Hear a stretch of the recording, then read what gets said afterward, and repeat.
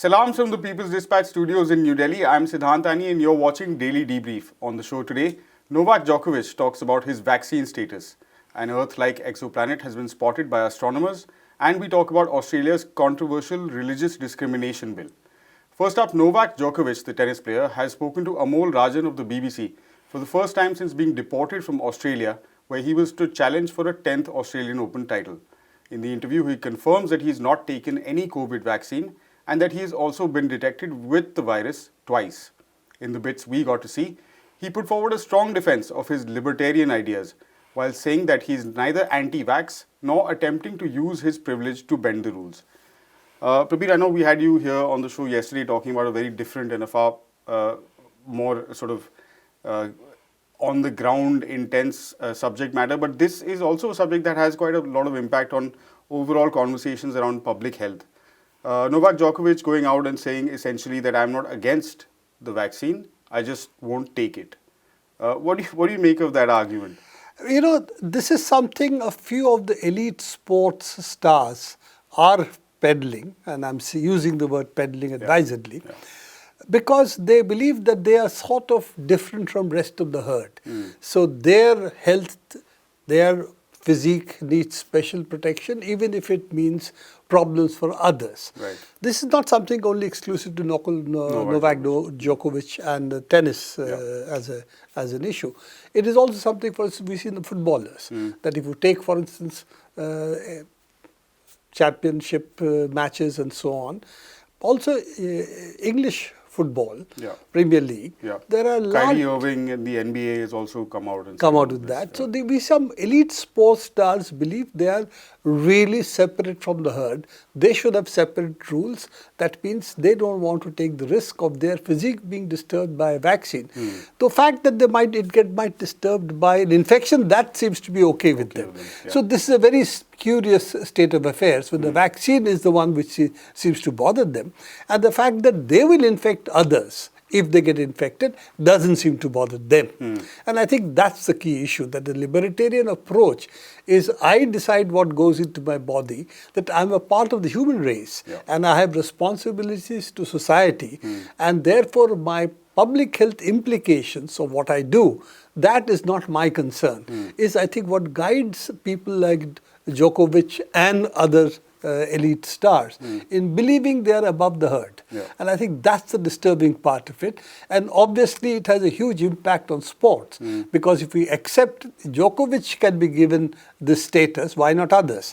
And if we accept that, then what we are going to see is probably sports tournaments not being held for another 2-3 years if this is the risk that the sports people carry. So I think this is for the larger sports fraternity to take a much stronger position that these kind of exceptions cannot be allowed. And yes, Djokovic is perfectly at liberty to do that and not play tennis ever again. That's his call. That is his right. He's at liberty. He has liberty to do it. But it cannot be at the risk of other people's tennis careers that his fad, that nothing should get into his body. Now, he really doesn't decide what gets into his body. Other people produce for him. Food he takes is produced by others. So this whole thing that I will decide what I put into my body is bogus in any case. In a complex society, this has never worked. So I think this is more, though he claims he's not an anti-vaxxer, there is the residual issue that he has with vaccines, that vaccines are something which are more dangerous than other man-made products, which of course he does take. In that sense, it does sort of underline a distrust of big government, though. And since so many of these big governments come from a similarly neoliberal kind of perspective, doesn't that put them at odds with one another also? It's like a fight they're having amongst themselves. Well, you know, big government can also be social democracies, can be also socialist. So big governments, in fact, are really the rule of the day. I don't think there is any place in the world there are no quote-unquote big governments. What they're saying is the governments can have a role, but we have the right, what we do with our bodies, our money, our lives and so on. At the end of it, the society Society exists as a composite of individuals, but at the same time, each individual has a right to decide for him or herself, which means you have really no society. So this is the problem with libertarian policies, that they want there should be tennis. Yeah. They want there should be tennis associations. In an organized manner. Organizations. Yeah. They want there should be organized sports activity, but they should have the freedom of some kind within that, which is not given to others. They won't say that because, if you're not Djokovic, you are unlikely to be even in the news for doing it. Okay? So I think this is the privilege they are claiming. I'm a superstar. I should have special privileges in society which are not open to others. Yeah. A big government without a big tennis association, without big tennis tournaments, where would individual players be? So this bigness and smallness only is limited to what it impacts them. Yeah. Good things are okay. Yeah. What I don't like, that should be my choice, privilege. All right. Thanks, Praveen. I'll ask you to stick around for the next story as well, because we're talking about a new planet that has been spotted by astronomers. An Earth-like planet has been spotted orbiting Proxima Centauri. Shifts in starlight from the star, observed over more than 2 years, reveal its third planet. Astronomer Joao Faria and his collaborators detected Proxima Centauri D, which is what this planet has been tentatively named, by measuring tiny shifts in the spectrum of light from the star as the planet's gravity pulled at it during orbit. The team used a state-of-the-art instrument called, I hope I can get this right, the Echelle spectrograph for rocky exoplanets and stable spectroscopic observations. More conveniently, it's been acronymed ESPRESSO, and a system of 4 8.2-meter telescopes at the European Southern Observatory in Chile. The results have been published in Astronomy and Astrophysics. Prabir, first question, what are scientists telling us about the characteristics of this exoplanet? That perhaps is not the most important issue, because it did appear that it was a habitable planet, it could have water and so on.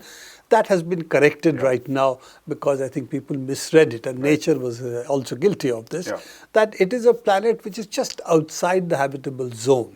So it probably does not have water, because that's really the key characteristic of a habitable planet. But I think the scientific nature or the scientific accomplishment, so to say, in this particular case, and it's really a technological accomplishment, is the specificity of this instrument, as you talked about it, espresso, so to say, not to be confused with the coffee. But in this particular case, because it can measure tiny shifts on the spectrography of the emissions coming out of, in this case, Proxima Centauri, which is one of the closest stars that we have. Alpha Centauri is the one which is known more widely. Proxima Centauri is in the same cluster. And in that we see, we already knew there were two planets. We have discovered a third planet. It's about 20% the size of Earth. It was very close to the habitable zone, because though it's much closer, but Proxima Centauri is a smaller star. So that's why the whole excitement that it could be something which is an Earth-like planet. So that probably is not true. But the point is, our ability to detect at this very large distances, even small bodies which are rotating around other planets. Of course, we have seen exoplanets being discovered earlier in other star clusters. This one is because of the size at which it has been detected. I think that's the important part, that okay, now we know that Proxima Centauri, not the biggest of stars, is a pretty small one, that has 3 planets around it. It, I think, also tells us that there would be many more planets like ours around the universe. And then will some of them carry life? That's, I think, the key issue. And of course, traveling to those planets will be rather difficult, because you're really talking the speed of light. Even that takes 4.2 light years to reach those kind of places. So we're not really talking about space travel as yet.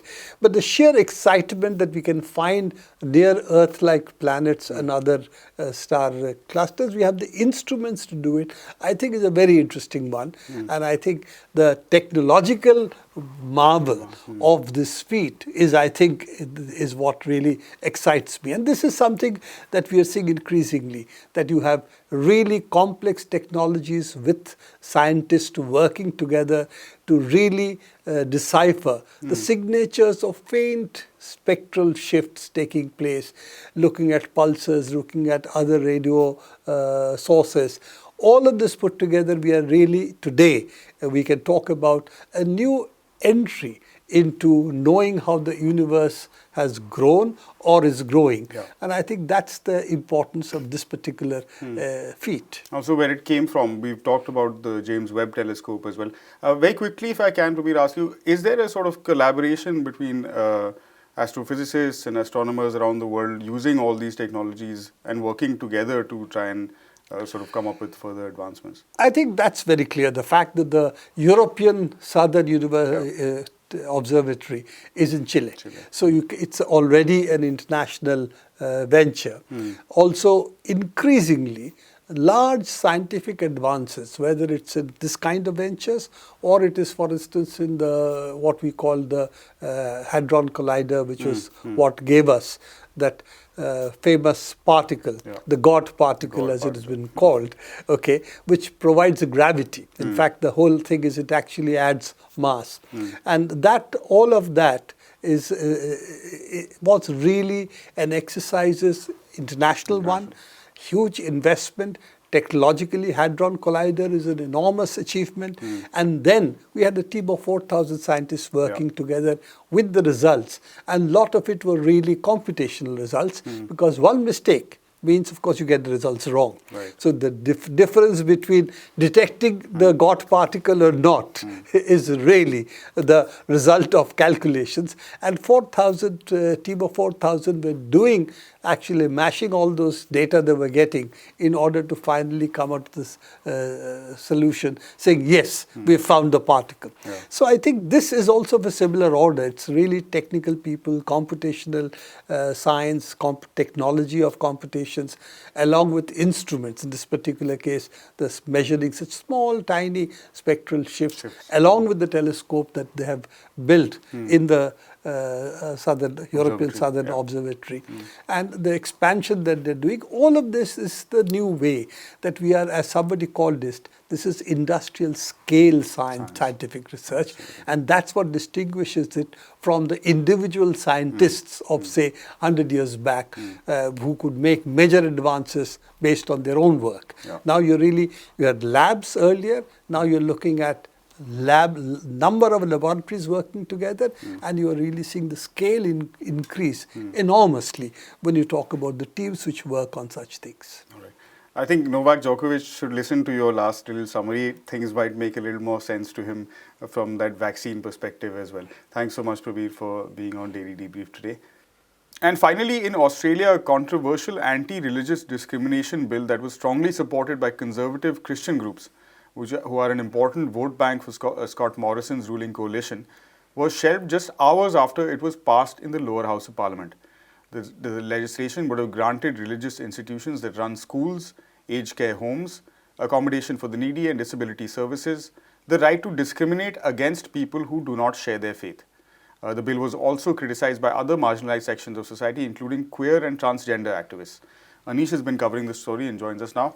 Anish, it doesn't happen very often in a parliamentary democratic setup that the government first proposes a bill, the bill gets passed, and then immediately after it's shelved. So why did that happen? So, yeah, I mean, like, it is quite an important thing even in Australian history, parliamentary history, because we are looking at, as you pointed out, there was a sort of a rebellion, a revolt from the ruling coalition, and yet the bill was passed. But the caveat is that the bill was passed with an opposition amendment, and the opposition amendment essentially, shielded sexual minorities, queer and transgender people, and people like single mothers, single parents, or anybody who has an unconventional, non-heteronormative kind of living setup, from discrimination under the federal anti-discrimination And law. when we say discrimination, let's make it clear that we're talking mainly about expulsion from these kind Exactly. of facilities where they live. Expulsions, even discrimination when it comes to recruitment, Right. even Getting them in the first place. getting admissions in schools and colleges, all of those things. So discriminations of all kinds. Now, one of the basic things about the basic intention behind the bill was to empower religious groups to actually be to discriminate in, if not in a completely outright manner, but definitely in a more outspoken manner and a very bold manner that they could not do right now because of the current anti-discrimination laws that are there in place, especially the Sex Discrimination Act that prevents anybody from denying services, denying jobs, denying employment, accommodation, housing, anything based on somebody's gender, sexuality, marital status, and so on. Right. So this is something that the religious conservatives really wanted, and especially Christian religious conservatives. Let's be very clear who are we talking about. And this they was are also the majority that run such institutions in Australia. a large number of private institutions, if you're looking at non-state institutions, especially educational institutions, universities, colleges, schools, are run by religious organizations, Christian religious organizations of different denominations, not just one. Yeah.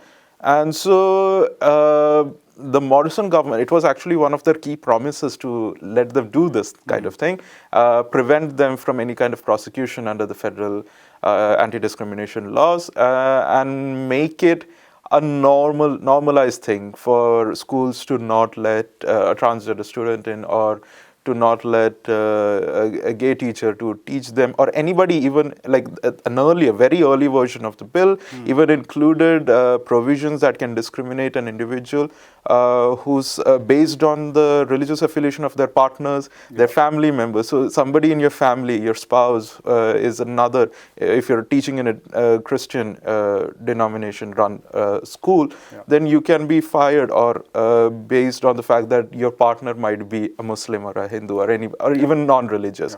And this is, they said, they try to frame it, they try to make changes to the original version in a manner that could appease certain liberals within their own government, but that did not happen. And eventually, among the several amendments that were tabled by the opposition, not just the Labour Party, but also Greens and other crossbench MPs, one of the key things, which was to protect sexual minorities, got passed, and that essentially watered down the bill and the intention, the prime intention behind the bill, and so they shelved it. Right. So how do you see this story now playing out? Because we're leading into federal elections in Australia this year. So in a lot of ways, we have to understand that this is kind of a strategic retreat by the government, because they know with the kind of majority that they have right now, they cannot realistically pass a bill of this sort, right, at this point, especially in the Senate. Right. And this only, on the other hand, they also, even if they pass this bill and they can, they are actually more than alienating the liberal factions within their government or their vote base, they are more concerned about the fact that Christian conservatives will be alienated, because, again, the bill will not do what the bill was supposed to do. Which was to be able to discriminate based on somebody's sexuality, or anything that can come under your faith, your principles of your faith can be used as an excuse to discriminate when it comes to hiring and admissions. So this is something that the government is very concerned about. And we have to understand that this is, as Australian public opinion stands, and we can actually vouch on that based on a lot of opinion polls that have happened since the bill was first proposed in 2018, which was the fact that a majority of Australians do not really endorse this. More than 2/3 of Australians have repeatedly stated that they would oppose any kind of provisions that will allow or not penalize discrimination or expulsion based on somebody's gender, sexuality, and other factors. And this shows that the government is right now more concerned about holding on to its core constituency, which are the more conservative Christian groups, in that actually brought them to power the last time around. And it is this, and the fact that in the recent opinion polls and not exit polls, but polls about the government's Approval polls. favorability ratings, you see a lot the government being just like barely ahead, sometimes just at par with the opposition Labour Party. So they are not very sure about the kind of government. So the bill still stays. It may not get passed in the current session. The government already, some members of the government have already made their intentions clear of bringing introducing the bill in a restored version, like the earlier version without the amendment, or make a new version of the bill. So this promise or this idea of pushing through such a law is something that they have not given up. They are trying to they will definitely try to push for it, and this can become a major issue in the upcoming elections. One of the major victories that the Liberal National Coalition made, and that allowed them to come to remain in government last federal elections, was the fact that they could make inroads in metropolitan areas in Australia, and maybe that can be affected. So we are not putting our hopes up, because obviously it's a very anything can happen in the next couple of months between now and May, but definitely this is something that has affected public opinion very radically. All right. Thanks, Anish. That's all we have on the show for today from Anish and myself and everyone in the People's Dispatch team. Thanks very much for watching. Do visit our website peoplesdispatch.org and follow us on all the regular social media platforms for updates on stories and all the other work we do. We'll be back again tomorrow. See you then. Goodbye.